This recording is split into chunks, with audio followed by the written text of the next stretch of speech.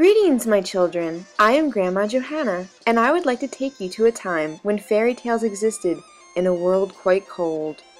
Some say it started once upon an iron curtain.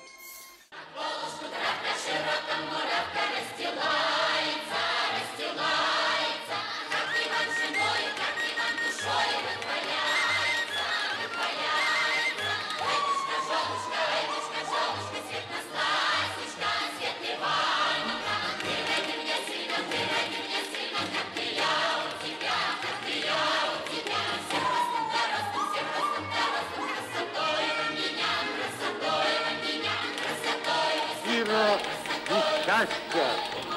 Всем вам, друзья мои!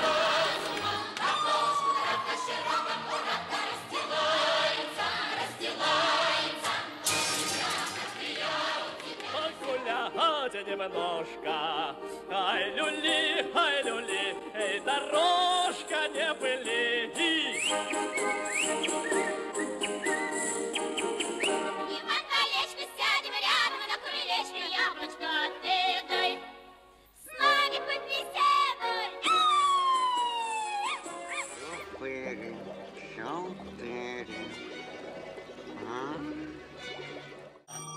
Глянь, поглянь, на себя посмотри, как ты жил. Только перед людьми похвалялся, да сам собой любовался. Что это? Когда отряд идет в поход, не отставай, дружок. Всех нас вперед всегда ведет отрядный наш флажок. Он словно зорька поутру горит над головой. Он гордо реет на ветру, он гордо реет на ветру, зовет нас за собой. Come with me as I tell you a tale you won't soon forget. Although victorious allies at the end of World War II, tensions quickly grew when Eastern and Western politics could not see eye to eye on the shaping of the post-war world.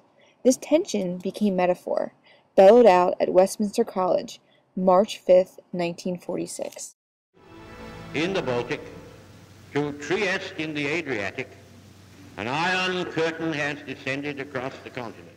United only in distrust and isolated by fear, both governments warn their civilians of the chance of a nuclear holocaust.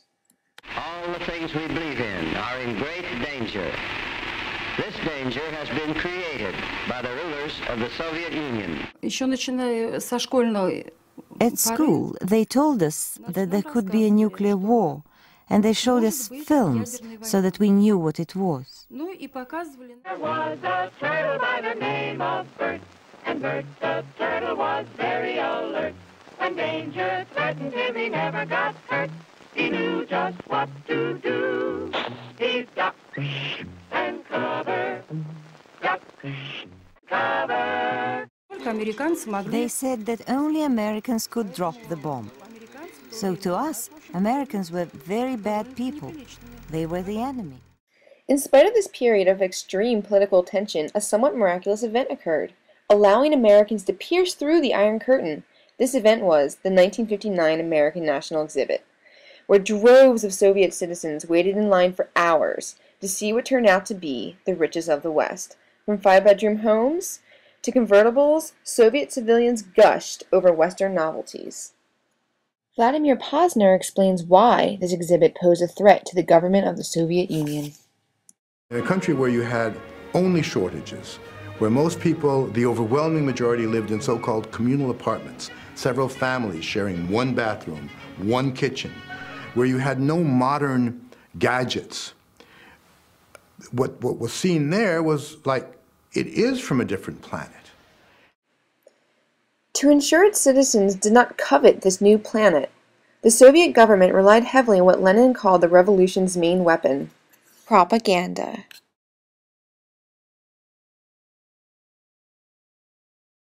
Children became a major target for various forms of propaganda from the moment they were born. Expert Leonid Vladimirov reveals the motivations behind communist youth propaganda.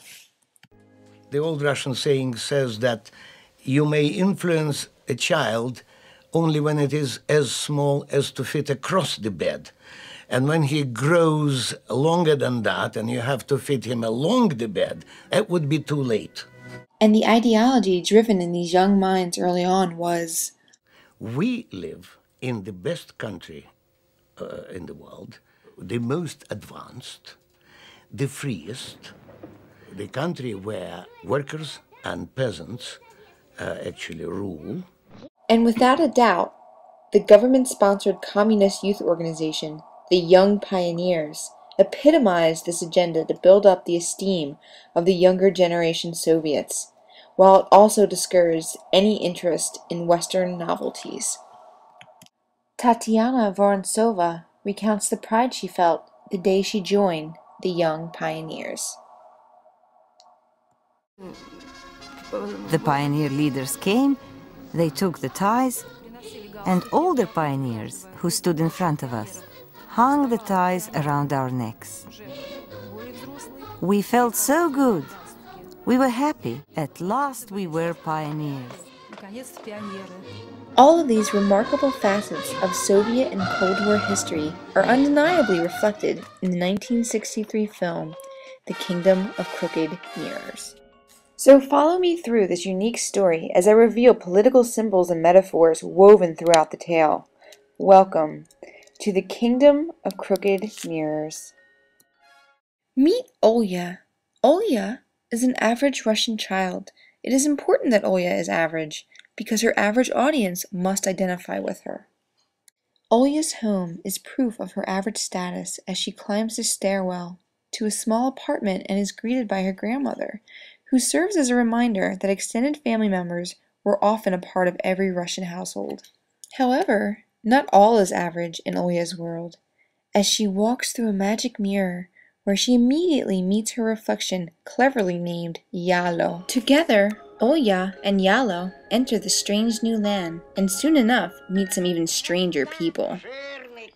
In this scene, the girls meet two men who are both claiming to be the most important masters of ceremonies, but already it is evident that there is something warped about this new culture of people, and that distortion is revealed when both men show the girls what happens when one looks at their reflection in the mirrors of this bizarre new kingdom. Following this, we get the first glimpse of the type of royalty in the land, and I urge my viewer to take a close look at these three figures. Seem familiar? These women are most likely caricatures of British royalty, with their exaggerated stiffness and rather horrendous teeth. But these royal women quickly turn into villains as they unleash bloodthirsty dogs, which just happen to be poodles, that are a breed of dog associated with the upper class. And if that negative encounter was not enough, Olya and Yalo find themselves in front of a cave where children their own age are forced by the whip to make the crooked mirrors the girls were shown earlier. It is in this scene we meet two crucial characters in this metaphorical story. The first is Friend, who is shown resisting the command of the second, who is known as Vulture. Friend's refusal to cooperate results in his being sent to the Death Tower, which is no doubt meant to be a cruel and unusual punishment for a small child. Having witnessed this all, the girls admire Friend's courage to resist the evil Vulture.